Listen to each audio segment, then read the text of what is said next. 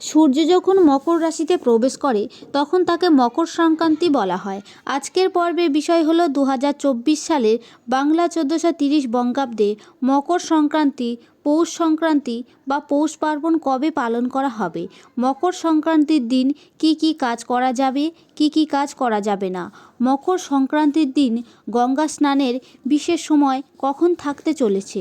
মকর সংক্রান্তির দিন কি কি জিনিস দান করলে সংসারে সুখ সমৃদ্ধি লাভ করা যাবে এবং মকর সংক্রান্তির দিন বা পৌষ পার্বণে কি কি খাওয়া যাবে আর কি কি খাওয়া যাবে না, সবটাই জানবো আজকের এই ভিডিও থেকে।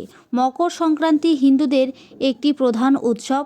প্রতি বছর মকর সংক্রান্তি 14ই জানুয়ারি বা 15ই জানুয়ারি পালন করা হয়ে থাকে।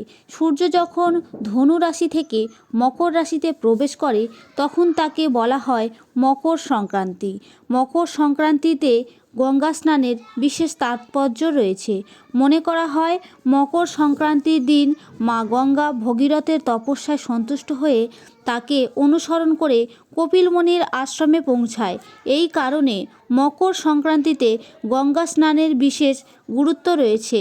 এবার জেনে নেওয়া যাক 2024 সালে বাংলা 1430 বঙ্গাব্দে মকর সংক্রান্তি কবে। 2024 সালে বাংলা 1430 বঙ্গাব্দে মকর সংক্রান্তি 15ই জানুয়ারি 2024 সোমবার পালন করা হচ্ছে।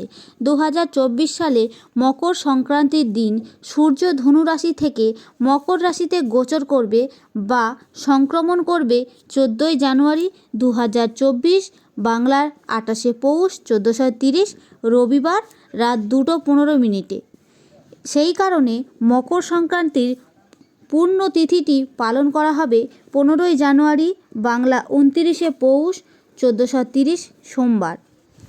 এবার জেনে নেওয়া যাক পৌষ সংক্রান্তির দিন শ্রী শ্রী সত্যনারায়ণের পুজো ও ব্রতর বিশেষ সময় সন্ধে 5:08 পর থেকে সন্ধে 6:44 মধ্যে শ্রী শ্রী সত্যনারায়ণের ব্রত ও পুজোর বিশেষ সময় থাকতে চলেছে। এবার জেনে নেব মকর সংক্রান্তি বা পৌষ সংক্রান্তির দিন গঙ্গা স্নানের সময়সূচি।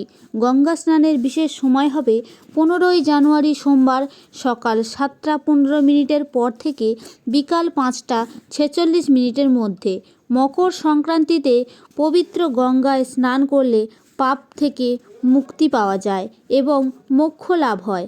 মকর সংক্রান্তির দিন গঙ্গা স্নানই শ্রেষ্ঠ বলে বিবেচিত। গঙ্গা স্নান করতে না পারলে বাড়িতে স্নানের জলে গঙ্গা জল মিশিয়ে অবশ্যই স্নান করুন। বন্ধুরা, এবার আমরা জেনে নেব মকর সংক্রান্তির দিন কি কি কাজ করবেন এবং কি কি কাজ করবেন না। মকর সংক্রান্তির দিন কি কি দান করা উচিত এবং মকর সংক্রান্তির দিন কি কি খাওয়া যাবে না এবং কি কি খাওয়া যাবে।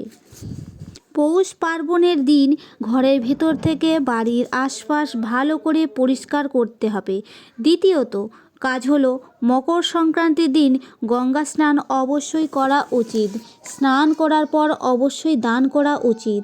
এদিন ব্রাহ্মণ ও গরিব দুঃখীদের চাল, গম, গুড়, তিল, কম্বল, ঘি দান করবেন। এতে গৃহস্থের পূর্ণ লাভ হয়। এদিন সূর্যদেবের পুজো করতে হবে। বাড়িতে আলপনা দিতে হবে।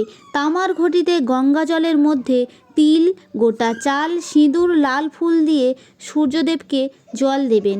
পৌষ সংক্রান্তির দিন মিষ্টিমুখ অবশ্যই করা উচিত। বন্ধুরা, এবার জেনে নেব পৌষ সংক্রান্তির দিন কি কি কাজ করা যাবে না। মকর সংক্রান্তিতে ভুলেও বাড়িতে আমিষ রান্না করা যাবে না। মকর সংক্রান্তির দিন দূরে যাত্রা করবেন না। পৌষ পার্বণের দিন চুল, দাড়ি, নখ কাটবেন না। বিশেষ করে মনে রাখবে শরীরে যাতে কোনো রকম আঘাত না লাগে।